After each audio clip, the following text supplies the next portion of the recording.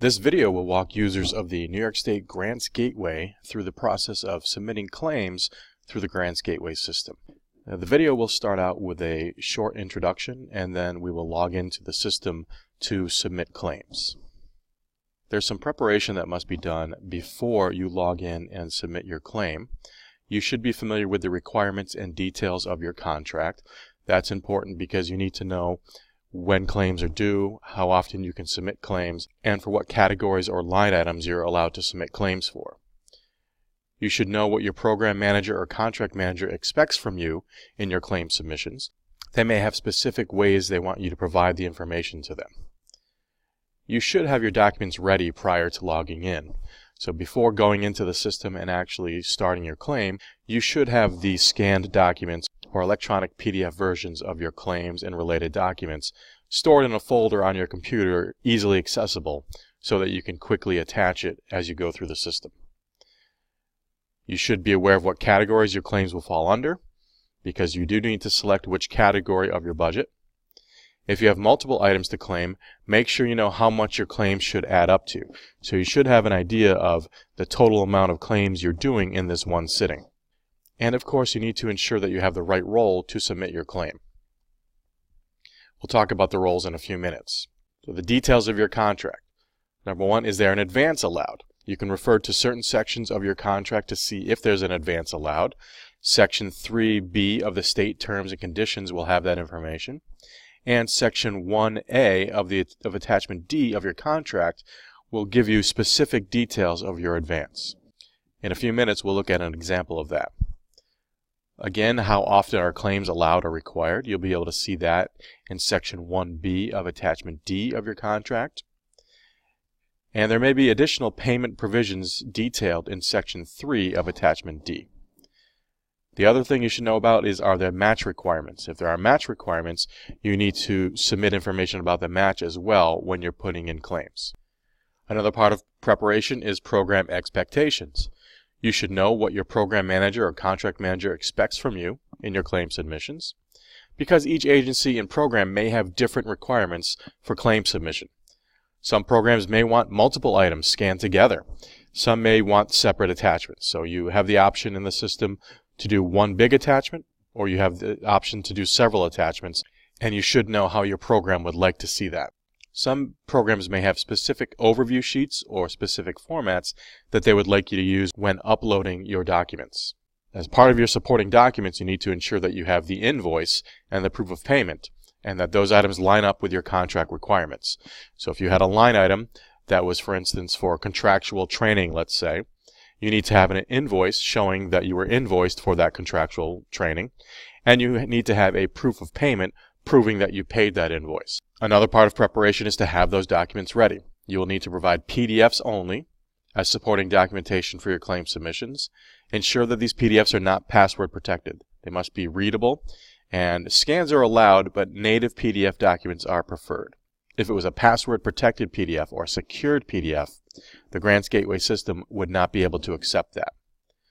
Make sure you follow your program or contract manager's guidance for how to prepare these documents. And if your program requires a cover sheet or some kind of roll-up document, ensure that that is saved and scanned as a PDF also. You must log in with the right role. So only the user in the role of Grantee Payment Signatory can submit a claim for payment. Now, other roles can start a claim, but they can't submit it.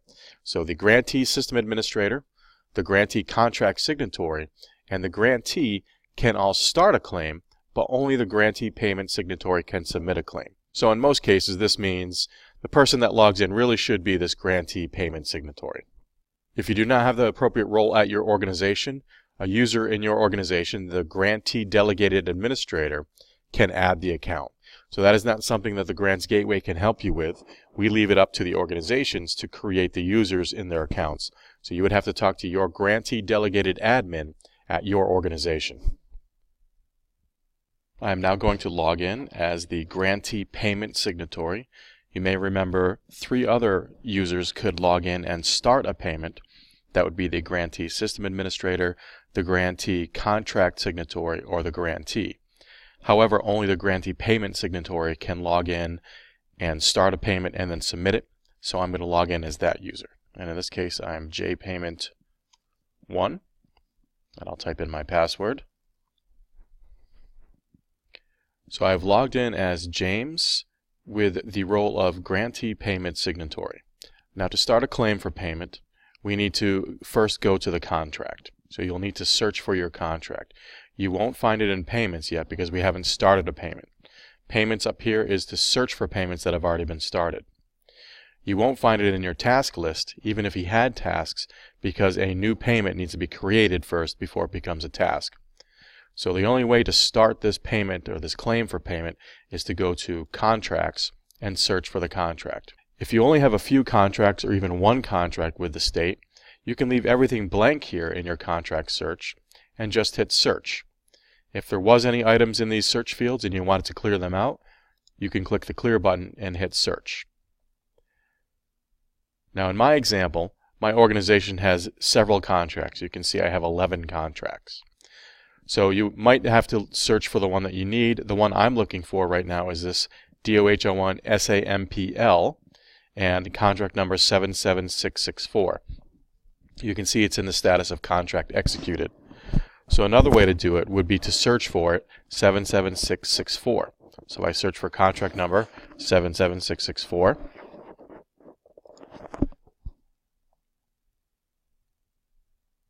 I could find it. There it is. I could search for, maybe if I remembered the grant opportunity name. Mine has the word sample in it. So if I search for all contracts that I have that started with the grant opportunity with the word sample in it, I'll find it. So either way, I can search and find my contract, and then I need to click on the application number to get into that contract. So don't click on your organization. That will bring you to your organization information. We'll click on the application. Just to refresh, this is my application number, this is my contract number. It's a fixed term contract from my organization called Sample NFP Organization. My contract term and period, it's a 1-year contract, so you can see both the term and the period are the same, from 1/1/2018 to 12/31/2018. So of course I need to make a claim for within that period. It's period 1. The contract is in the status of contract executed, and it's a contract for $25,000. So now that I'm in it, I can start a claim for payment. However, I should be familiar with my contract and what I need to submit. Just to verify a few things, I can go to the Forms menu, and I can look at all the individual pages like you may have done before, or I'm going to just look at my contract here. So if I go to Contract Versions, and I look at the executed version. Now this is a non-competitive contract and it's less than $50,000, so it didn't get signed by the Attorney General or OSC. Yours may have different versions signed by the AG or OSC, and that's fine. You can click on any version, but really the latest version is the one you should really be looking at. So I'll click on this one, which is my agency signed version, and it will allow me to open up a PDF. Now that I'm viewing the PDF, let's look at a few parts of the contract. So we have the first page, which is the cover sheet, tells us what it is. Again, the name of my project, and the dates are on the second page here, along with the amounts. We can see this is not a multi-year contract. And if you're familiar with the attachments, Attachment A is the state terms and conditions, and A1 is the program-specific terms and conditions. There may be information about your advance, if it's allowed, or claims information in that. Section B is your budget. We'll look at my budget here. C is your work plan, and D is the payment and reporting schedule. And that's really where you should look to verify information about your advance and your claiming information. So we'll scroll down here. The State of New York Master Contract for Grants. This is the 25 pages of state terms and conditions. We're going to skip that and go down to page 30. This is my attachment A1 for my agency. So I could look through here. There may be information about my advance or claims in here. But specific to my contract will be further on in this PDF. I'm going to skip down through the A1 and we'll go, this is, you can see 7 pages. So I will go down to page 37. And 37 is where my budget starts. Now I can see that I have $5,000 in grant funds, $15,000 in contractual services, and $5,000 in other. Nice round numbers in this contract. So how does that break down? I have program director for $5,000. So if I have some salary to claim for Program Director, I can put that in, and I need to mention what it is, Program Director, when I put in my uploads, which you'll see in a few minutes. I also have a contract trainer. That contract in contractual services has up to $15,000 available. I have nothing in travel, nothing in equipment. I'm going to scroll through a few sections here because I don't have anything in these other sections until I get to Other. And I have two very simple entries here, Training Materials 1 and Training Materials 2. Of course, in your real contract, you will have more details there, specifying what you can claim for and what you cannot. So you can see I have each one of these is worth $2,500 to add up to $5,000. The work plan doesn't have any information about my payments or claims, but now Attachment D, the payment and reporting schedule, will. So you can find information about your advance here in Attachment D, Section 1A. And you can see the first option here talks about the advance. Now, if you have something called an initial payment, some state agencies call it an initial payment, some call it an advance. You'll see them in these two different sections, either 1 or 2. Mine is here in number 1, and you can see that I have a 25% advance. So I can claim, or I can ask for, up to 25% of my total $25,000 project cost. I don't have any scheduled advances. They would appear here. This talks about how advances are recouped once I receive a check for an advance. How is the state going to rectify that with the remaining balance? Attachment D, Section 1B, is where it talks about claims. And in my case, my claiming frequency is monthly, and I need to submit my claims within 30 days of the end of the month. If there was anything else about my claims, it would be listed in the other sections of this page, which you can see it is not. Section 2 here is about reporting, which is not related to the claiming process. Section A, B, and C cover reports. But the last section here, 3, has special payment and reporting provisions. You may want to check here as well. You can see in my case it is blank, but you may have other information here about your claims or about advances that would guide you in what you are allowed to do with advances. So that's what I needed to know about my contract, familiarize myself with what can I do for advances and what can I do for claims. So we'll go back to the Grants Gateway. We'll go back home. I don't need to go to the Forms menu or the Menu button, but just to start fresh, that's where I'll go. So I've searched for my contract, I'm familiar with my contract and what I can claim for. I have stored in a folder in my computer somewhere the documents that I know I'm going to attach. So we'll go and start a claim for payment right now. That is done when you're in the contract and you hover over Progress Reports and Related Documents. You can see there's an option here called Initiate an Payment. So we'll click on that, Initiate a Payment. When we click on that, a payment shell has now been created. Each claim for payment has its own unique identifier. You can see it's right here. It's basically my contract number, DOH01 T7766-4GG-3450000, but it prepends INV at the beginning of the name and 001 at the end of it. So INV for invoice and 001 because this is my first invoice. So it brings you to the payment main page. There's nothing we can do here right now, but later we'll be able to look at this page and see what we're requesting, and we can look at the schedule report later on as well. So to start your claim, you would go to Forms menu, and you can hover over or click on it and go to Payment Properties. This is where you tell the system what type of payment I'm going to ask for. So you remember I have a 25% advance, so I'm going to put in for an advance first. So you need to select the type. Is it a claim or an advance? And is this your final payment, yes or no? Of course, this is not. We'll put in no. And we want to put in the payment period.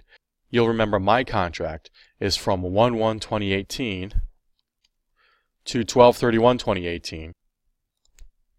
But I'm going to put this advance in for today's date. Let's say it's January 25th. Payment method. This is important to select, especially if you have two. This is saying how you would like to get paid. You can see it defaults to ePay, which is an electronic transfer to your bank account. But if you want to, you can change it to main check, which would be a physical check sent out to your address. You also can make sure that you have the correct address here in payment address. If any of these are wrong, you need to make sure they are updated in the SFS system, the statewide financial system. Lastly is a payment IRS code. This may be something related to your organization. We don't ask for it. You can see there's no red asterisk, but it may be something that you or your organization may want to select. In my case, I'm going to leave it blank. So again, I've said it's an advanced type. I've put in the period and I've made sure the payment method and address are correct, and I'm going to hit save. If the dates were out of range, it would give me an error. If I didn't select one of these required fields, it would give me an error, but you can see it did not give me an error, and it has saved my page. So now that it has saved our payment properties page, we can go back to the Forms menu. You cannot simply hover over the Forms menu and click on an option. You have to click on the Forms menu. And you can see now in the Forms menu, we have 3 new categories. We have Advance Request, Payment Voucher Preview, and Payment Uploads. So we'll go to the Advance Request. You can see the red hand there, meaning we have to fill something out, and we need to fill out the advance. How much are we asking for? So this does give you guidance. My period total is $25,000. My advance percentage is 25%. So that would be $6,250. So if I wanted to, I could claim for that whole amount, which I will, 6250, and put in my advance request justification. This may be something that you've received as guidance from your program or contract manager, or you may simply write something like this, per contract details. And you have to certify that the above bill is just, true, and correct, that no part thereof have been paid except as stated, and that the balance is actually due and owing, and that the taxes from which the state is exempt are excluded. Okay, so I'm going to accept that. I'm basically saying yes, the $6,250 is what I'm allowed to claim for and is correct. So I'll hit save on that. So you can see it has saved that page. You can see by clicking the accept button that has grayed these out. If I wasn't sure that everything was correct, I should have not clicked accept, and it would have allowed me to make changes. We'll see that when I do a claim later on. So I'm going to ask for $6,250, which is what's allowed for me. If I had put in a number higher than that, it would have also given me an error, saying that I'm requesting more than is allowed. So I'll go back to my Forms menu and see that there's 2 other options. I have a Payment Voucher Preview and Payment Uploads. Now because this is an advance, there's no reason for an upload, and there's no reason to look at the Payment Voucher Preview. So if you're interested in that part of it, skip to that part in the claim portion of this video where we look at that. So for an advance, this is really all I need to do. Now maybe your program has said you need to provide an upload with the advance, but in my case I'm going to not include one. So now all I have to do is submit my advance request, and I can do that under the status change options. If you've worked with a contract or even an application before, you should be familiar with status changes, and I can hover over it and see that I have 2 options. I could submit my payment or I could cancel it.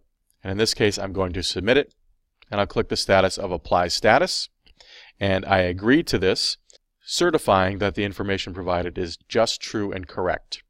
I agree, and it has now submitted my claim for an advance. How do I know that it's been submitted? I can look at Details and see that it's now in a new status called Payment in Review. So the previous portion of this video showed how to claim for an advance. Now let's put in a claim for monthly expenditures. I have logged in as the Grantee Payment Signatory, and again I'm going to search for my contract. I'll keep it the way it was. I had searched for the word sample, and I found my contract. We can see it's still in that status of contract executed, which is good.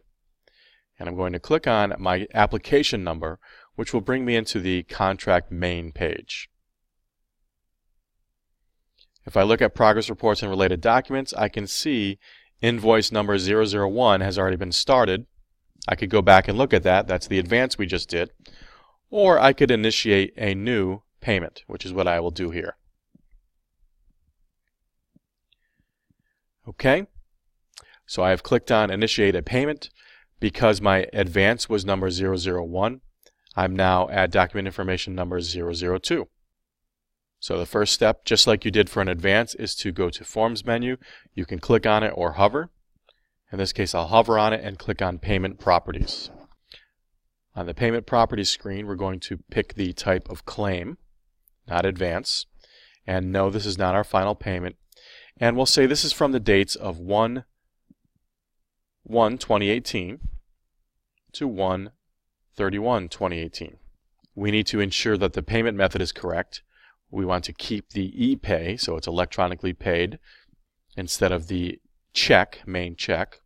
And I verify my address. IRS code is not something you need to fill out. If you do want to select it, you can. In my case, I'm leaving it blank. So I will hit Save. And has now saved that page and is now allowing me to go back to the Forms menu. Remember, you can't hover over it. You have to click on the Forms menu. And I can now enter in details of my claim. So this looks slightly different than the advance because there's an unitemized expenditure claim detail. There's payment uploads, and then once I do them, I can do a payment voucher preview to preview what I've provided with my claim. So it is up to you to decide which you do first. You can make your uploads first if you would like, or you can fill out your claim detail first. In my case, I'm going to fill out the claim detail first. So what this does is it shows you your grant funds allowed, what's in your approved budget. Remember, I have $5,000 in salary, $15,000 in contractual, and $5,000 in other. And in match funds, in my case, I don't have match funds, they're all grayed out. But if you did, you would have to fill this form out as well. At the bottom are comments, and then your certification to accept it. So in this case, let's say that in the month of January, I had $500 worth of salary. For contractual services, let's say I had $200 in the month of January. And I don't have to fill out something for every column, but maybe I do have another $200 for other expenses, because remember, I have $5,000 in that column. So if I want, I can hit Save. Remember, I haven't certified it yet on the bottom. But if I hit Save, it does give you an error because I didn't certify it yet, but at least it will save everything I put in and show that I'm claiming for $900 for this period. So that should add up to what you've already planned on reporting for this period. So I'm going to put in $900 worth of claims, and I may have comments. The comments could explain what you're providing. So in my case, I'll write expenses for the month of January. You don't have to put in comments, but it may be something that will help explain what you're submitting. And then I can accept, yes, I'm certifying that this is true and correct. So I'll hit Save again, and that error will go away. If we go to the bottom, we can see the error has gone. If you go to the bottom, you'll notice there is a section down here for audit. Once I submit my claim, it'll be audited by at least 2 people at the state agency. And if there were any comments, I could see them down here. So I've now said I'm going to submit $900 worth of claims. If I go back to the Forms menu, I need to now upload attachments showing my $900 worth of claims. So again, each attachment should have an invoice and a proof of payment. So the only type here is supporting documentation. I can select the category. It can be salary, fringe, any of the categories of the budget, or miscellaneous. So in my case, remember I had salary, and I will say salary for program director. So I need to upload an attachment that proves that we paid the salary for the program director. So I'm not going to show you any examples of attachments. Those are things that you should have. Bank statements, canceled checks, invoices. In my case, I'm just going to attach something that is a placeholder PDF. Of course, in a real one, you would use a real PDF. And I'll hit Save. Now let's say for this case, I only have one item to upload for the salary. So remember, I had 2 other items to upload as well. So the next item I'm going to select is contractual services. And let's say I have two separate uploads. Maybe one is the invoice and the other is the proof of payment. So I'll call this invoice for XYZ trainer, and I'll browse and attach my invoice and hit save. And now I will do the proof of payment for XYZ trainer. And I'll browse and make my attachment and hit save. So now in this case, I've uploaded two documents related to the contractual services and one for salary. So remember, I had another category for other expenses. And if we go back to my contract, you'll remember I had training materials 1 and training materials 2. So let's say I call this invoice and payment for training materials 2. And I'll browse, attach it, and hit save. So now that I've attached everything, my claim is complete. I haven't submitted it yet, and I should look at my preview to make sure what I've attached is what I intended to. So if we click on Payment Voucher Preview, what it will do is show all of the attachments we've provided and the overview of our claim. So here is the voucher preview. This is what will be submitted to the state agency when I submit my claim, and it's probably what the state agency will use to review my claim. The first page is the cover page. We can see the application number. We can see our contract number is within the claim number, and remember this is claim number 2 because claim number 1 was my advance. It says it's a claim. If this was an advance, it would show the word advance. It shows information about my contract, and it shows how much I've submitted. I'm putting in for $900. When we go back to the Grants Gateway and we look at our main page for our payment, we will see this summary as well.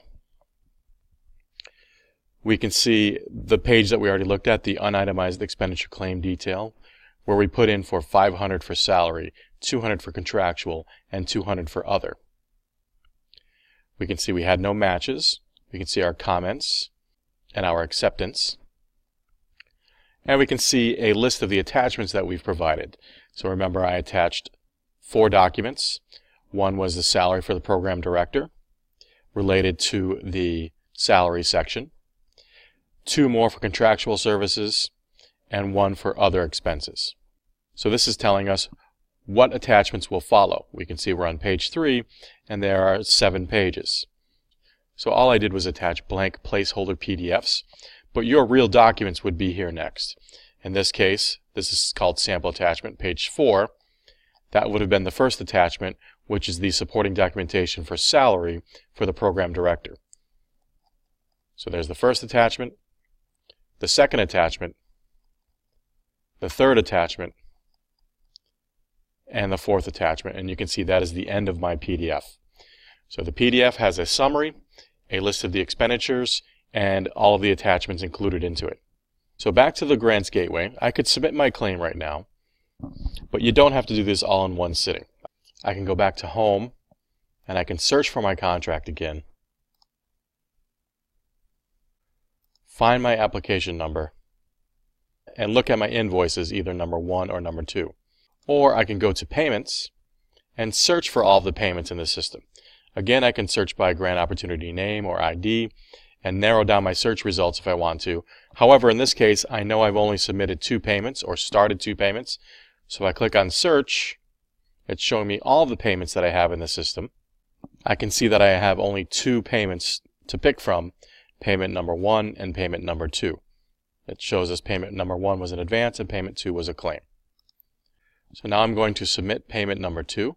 To do that, I can go to Status Changes and apply the status of payment submitted. Again, I have the statement to agree to. I will click I agree, and it will send my claim for payment in for review. How do I know that it's been sent? I can look at the details of it, and you can see it's now in the status of payment in review.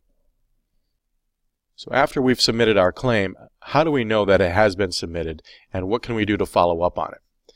Well, there's a few things you could look at to know if it has been submitted. First of all, the status will change to payment in review, and you also no longer have a task for that payment or be able to edit that payment. It will be locked.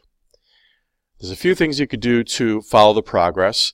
You could observe the current payment status just by searching for the payment and seeing the status. And you can review the payment schedule report. So we'll log back into the system and look at those items we just mentioned. So I can always get back to my contract by clicking on the parent information. That will bring me back to the contract. You can see I'm now looking at the forms menu related to the contract, not to any payments or claims. If I would like to look at my payments or claims, I can go back to Progress Reports and Related Documents and click on 1 or 2. As your claim gets processed through the system, the status may change. You can always search on it and look at the current status to find what status it's in. You can also look at a payment schedule report. That is on the main page of a payment. So any payment you go to and you click on, from the main page on the bottom left, you can see the contract properties and the payment summary. So remember, for this claim, it was $900. And if I click on the payment schedule report, it will open up a PDF allowing me to see the statuses and the status history of my payment. So in my case, it's only been a few minutes. Days have not elapsed. We can see that it starts with payment in process, and the grantee payment signatory is the person who did that. When I send it to payment in review, in this case, the state agency has scheduled 5 days for that. So far, it's taken 0 days, meaning there are 5 days left. So you'll see it progress through this status report, and you can see the different times and dates that it went through the different statuses. If there are any problems with your payment or claim, they may be rejected, and you'll be notified of that, or you may be contacted by your state agency, your contract manager, or program manager to rectify any issues.